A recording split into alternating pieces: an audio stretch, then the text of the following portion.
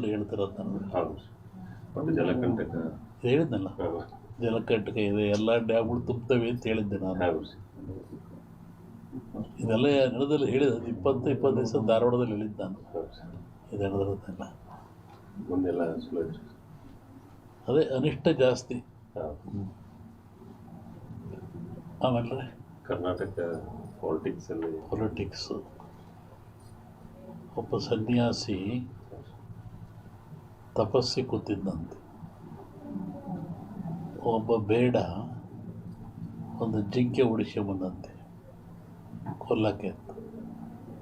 ಅವನ ಮುಂದೆ ಹೋಯ್ತಂಥದ್ದು ಜಿಂಕೆ. ಅವನು ಬೇಡ ಬಂದ, ಏನು ಸ್ವಾಮಿ ಇಲ್ಲಿ ಜಿಂಕೆ ಓದ ಅಂತ ಕೇಳಿದ.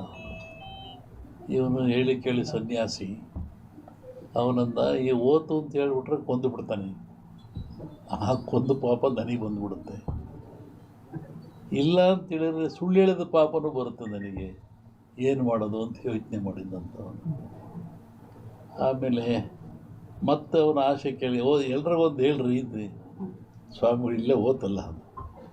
ಅದಕ್ಕೆ ಅವನು ಸನ್ಯಾಸಿ ಹೇಳಿದಂತೆ, ಯಾವುದು ನೋಡ್ತು ಅದಕ್ಕೆ ಮಾತಾಡೋಕ್ಕೆ ಬರಲ್ಲ, ಯಾವುದು ಮಾತಾಡ್ತು ಅದು ನೋಡಲಿಲ್ಲ, ಏನು ಮಾಡಪ್ಪ ನಾನು.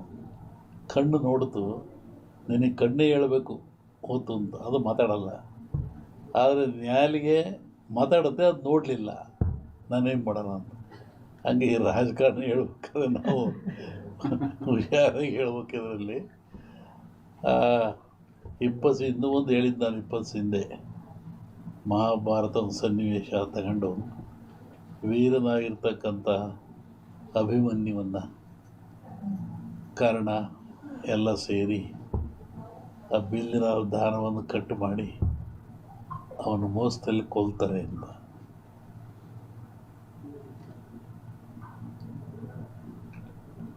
ಆಮೇಲೆ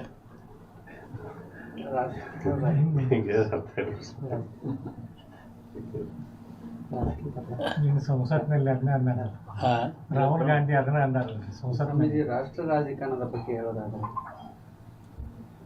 ಅಲ್ಲೂ ಮಹಾಭಾರತದಲ್ಲಿ ಕೃಷ್ಣ ಇದ್ದ ಅಂತ ಭೀಮಿಗೆ ಗೆದ್ದ, ದುರ್ಯೋಧನ ಸೋತ. ಇಲ್ಲಿ ಕೃಷ್ಣ ಇಲ್ಲ, ದುರ್ಯೋಧನ ಗೆಲ್ತಾನೆ, ಭೀಮ್ ಸೋಲ್ತಾನೆ. ಇದನ್ನು ಅವತ್ತು ಹೇಳಿದ್ದೆ ಅವನಲ್ಲಿ. ಕರ್ನಾಟಕ ರಾಜ್ಯದ ಮುಖ್ಯಮಂತ್ರಿಗಳ ಬದಲಾವಣೆ ಆಗೈತೆ, ಅದು ಸಮಸ್ಯೆ ಬದಲಾವಣೆ ಆಗೈತೆ. ಈಗ ಅಭಿಮನ್ಯುವನ್ನ ಮೋಸದಲ್ಲಿ ಕತ್ತರಿಸ್ತಾರೆ ಅಂತ. ಸಿಎಂ ಬದಲಾವಣೆ ಸದ್ಯಕ್ಕೆ ತೊಂದರೆ ಕಾಣ್ತಾ ಇಲ್ಲ, ಬಟ್ ಮುಂದೆ ತೊಂದರೆ ಇದೆ. ಹೇಳಿದ್ನಲ್ಲ ಸನ್ಯಾಸಿ ಕತೆ, ನಮ್ಮನ್ನು ಅಡ್ಡಾಡ್ದಾಗ ಮಾಡಿಬಿಡ್ತೀರ. ಆಮೇಲೆ ನನ್ನ ಪಾರ್ಲಿಮೆಂಟಿಂದ ಕೇಳಿರು ಧಾರವಾಡದಲ್ಲಿ ವರ್ಷದಿಂದ, ನಮ್ಮ ಊರಿಗೆ ಬಿಡ್ಸಲ್ಲಪ್ಪ ಹೇಳ್ಬಿಟ್ಟು ನಾನಿದನ್ನು. ಯಾಕೆಂದರೆ ಈಗ ಈ ಜನರು ಇದೆಲ್ಲವನ್ನ ಒಂದು ಮನಃಶಾಂತಿಯಿಂದ ತಗೊಳ್ತಾ ಇಲ್ಲ, ದ್ವೇಷ ಭಾವನೆಯಿಂದ ತಗೊಳ್ತಾ ಇದ್ದಾರೆ. ಮತ ಮತ ಅಂದರೆ ಒಪ್ಪಿಗೆ ಅಂತ, ಮತ ನೀಡುವುದು ಒಪ್ಪಿಗೆ ಅಂತ. ಆತ್ಮಸಾಕ್ಷಿಯಾಗಿ ನಿಮ್ಮ ಮತವನ್ನು ನೀವು ದಾನ ಮಾಡ್ತಾ ಇಲ್ಲ, ಪರ್ಚೇಸ್ ಮಾಡ್ಕೊತಾ ಇದ್ದಾರೆ ಅವರು. ಹೀಗಾಗಿ ರಾಷ್ಟ್ರ, ರಾಜ್ಯ, ರಾಜಕೀಯ ಯಾವಾಗ ಎಲ್ಲಿವರೆಗೂ ನೀವು ಕೂಡ ಮತ ಪರ್ಚೇಸ್ ಆಗುತ್ತೆ ಅಲ್ಲಿವರೆಗೂ ಲಾಭ ನಷ್ಟ ಇರೋದೆ. ಲಾಭ ಯಾರು ಮಾಡ್ಕೊತಾರೆ, ನಷ್ಟ ಯಾರು ಮಾಡ್ಕೊತಾರೆ. ಸೋತನು ಸತ್ತ, ಗೆದ್ದನು ಸೋತ. ಒಂದು ಎಲೆಕ್ಷನ್ ಅಂದರೆ ಒಂದು 50-60 ಕೋಟಿ ಬೇಕು. ಮತ್ತು ಹೆಂಗೆ ನೈಜ ರಾಜಕಾರಣ ನಾವು ಅಪೇಕ್ಷೆ ಪಡ್ತೇನೆ.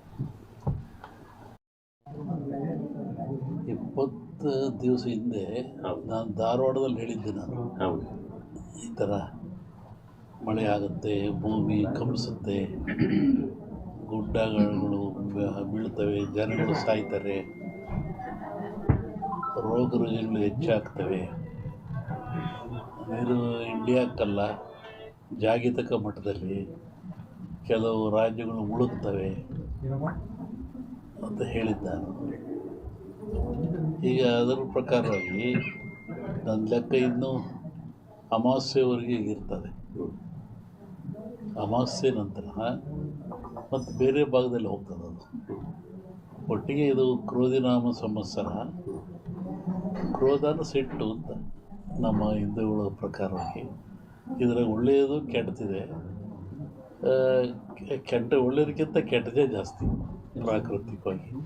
ಹಾಗಾಗಿ ಪ್ರಾಕೃತಿಕ ದೋಷ ಇದು ಮುಂದುವರಿಯುತ್ತೆ ಇನ್ನು. ಇನ್ನು ಎಷ್ಟು ದಿವಸ? ನನ್ನ ಲೆಕ್ಕದಲ್ಲಿ ಅಮಾವಾಸ್ಯೆವರೆಗೂ ಒಂದು ಭಾಗದಲ್ಲಿ ಕಮ್ಮಿ ಆಗ್ತದೆ, ಅಮಾವಾಸ್ಯೆಗಳು ಮತ್ತೊಂದು ಭಾಗದಲ್ಲಿ ಜಾಸ್ತಿ ಆಗ್ತದೆ. ಇದು ಇಂಡಿಯಾಗೆ ಅಂತೆಲ್ಲ ಆಲ್ ಓವರ್ ವರ್ಲ್ಡ್ ಹೇಳ್ತಿರೋದು ನಾನು. ಹೌದು. ಮತ್ತು ಜಲಕಂಟಕ ಹೇಳಿದ್ನಲ್ಲ, ಜಲಕಂಟಕ ಇದೆ, ಎಲ್ಲ ಡ್ಯಾಮ್ಗಳು ತುಂಬ್ತವೆ ಅಂತ ಹೇಳಿದ್ದೆ ನಾನು. ಹೌದು. ಇದೆಲ್ಲ ನಡೆದಲ್ಲಿ ಹೇಳಿದ 20 ದಿವಸ ಧಾರವಾಡದಲ್ಲಿ ಹೇಳಿದ್ದು ನಾನು. ಇದು ನಡೆದಿರೋದೆಲ್ಲ ಮುಂದೆಲ್ಲ ಸ್ಲೋ. ಅದೇ ಅನಿಷ್ಟ ಜಾಸ್ತಿ. ಆಮೇಲೆ ಕರ್ನಾಟಕ ಪೊಲಿಟಿಕ್ಸು. ಒಬ್ಬ ಸನ್ಯಾಸಿ ತಪಸ್ಸಿ ಕೂತಿದ್ದಂತೆ. ಒಬ್ಬ ಬೇಡ ಒಂದು ಜಿಂಕೆ ಬಂದಂತೆ ಕೊಲ್ಲಕ್ಕೆ ಅಂತ. ಅವನ ಮುಂದೆ ಹೋಯ್ತಂಥದ್ದು ಜಿಂಕೆ. ಅವನು ಬೇಡ ಬಂದ, ಏನು ಸ್ವಾಮಿ ಇಲ್ಲಿ ಜಿಂಕೆ ಓತ ಅಂತ ಕೇಳಿದ. ಇವನು ಹೇಳಿ ಕೇಳಿ ಸನ್ಯಾಸಿ ಅವನಂದ, ಈ ಓತು ಅಂತ ಹೇಳಿಬಿಟ್ರೆ ಕೊಂದು ಬಿಡ್ತಾನೆ. ಆ ಕೊಂದು ಪಾಪ ನನಗೆ ಬಂದುಬಿಡುತ್ತೆ. ಇಲ್ಲ ಅಂತ ಹೇಳಿದ್ರೆ ಸುಳ್ಳು ಹೇಳಿದ ಪಾಪನೂ ಬರುತ್ತೆ ನನಗೆ, ಏನು ಮಾಡೋದು ಅಂತ ಯೋಚನೆ ಮಾಡಿದ್ದಂತ ಅವನು. ಆಮೇಲೆ ಮತ್ತೆ ಅವನ ಆಸೆ ಕೇಳಿ, ಎಲ್ರಿಗೊಂದು ಹೇಳ್ರಿ ಇದ್ರಿ ಸ್ವಾಮಿಗಳು ಇಲ್ಲೇ ಓತಲ್ಲ. ಅದಕ್ಕೆ ಅವನು ಸನ್ಯಾಸಿ ಹೇಳಿದಂತೆ, ಯಾವುದು ನೋಡ್ತು ಅದಕ್ಕೆ ಮಾತಾಡೋಕ್ಕೆ ಬರಲ್ಲ, ಯಾವುದು ಮಾತಾಡ್ತು ಅದು ನೋಡಲಿಲ್ಲ, ಏನು ಮಾಡಪ್ಪ ನಾನು. ಕಣ್ಣು ನೋಡ್ತು, ನಿನಗೆ ಕಣ್ಣೇ ಹೇಳಬೇಕು ಓತು ಅಂತ, ಅದು ಮಾತಾಡಲ್ಲ. ಆದರೆ ನ್ಯಾಲಿಗೆ ಮಾತಾಡುತ್ತೆ, ಅದು ನೋಡಲಿಲ್ಲ, ನಾನೇನು ಮಾಡೋಣ ಅಂತ. ಹಂಗೆ ಈ ರಾಜಕಾರಣ ಹೇಳ್ಬೇಕಾದ್ರೆ ನಾವು ಹುಷಾರಾಗಿ ಹೇಳ್ಬೇಕಿದ್ರಲ್ಲಿ. ಇನ್ನೂ ಒಂದು ಹೇಳಿದ್ದು ನಾನು 20 ಹಿಂದೆ, ಮಹಾಭಾರತದ ಸನ್ನಿವೇಶ ತಗೊಂಡು ವೀರನಾಗಿರ್ತಕ್ಕಂಥ ಅಭಿಮನ್ಯುವನ್ನು ಕಾರಣ ಎಲ್ಲ ಸೇರಿ ಆ ಬಿಲ್ಲಿನ ದಾನವನ್ನು ಕಟ್ಟು ಮಾಡಿ ಅವನು ಮೋಸದಲ್ಲಿ ಕೊಲ್ತಾರೆ ಅಂತ.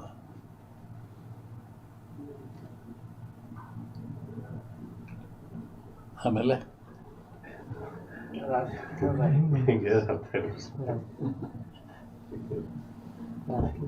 ನಿಮ್ಮ ಸಂಸತ್ನಲ್ಲಿ ಅದನ್ನೇ ಅಂದಾರಲ್ಲ, ರಾಹುಲ್ ಗಾಂಧಿ ಅದನ್ನೇ ಅಂದಾರಲ್ಲ ಸಂಸತ್ನಲ್ಲಿ. ರಾಷ್ಟ್ರ ರಾಜಕಾರಣದ ಬಗ್ಗೆ ಹೇಳೋದಾದ್ರೆ ಅಲ್ಲೂ ಮಹಾಭಾರತದಲ್ಲಿ ಕೃಷ್ಣ ಇದ್ದ ಅಂತ ಭೀಮಿಗೆ ಗೆದ್ದ, ದುರ್ಯೋಧನ ಸೋತ. ಇಲ್ಲಿ ಕೃಷ್ಣ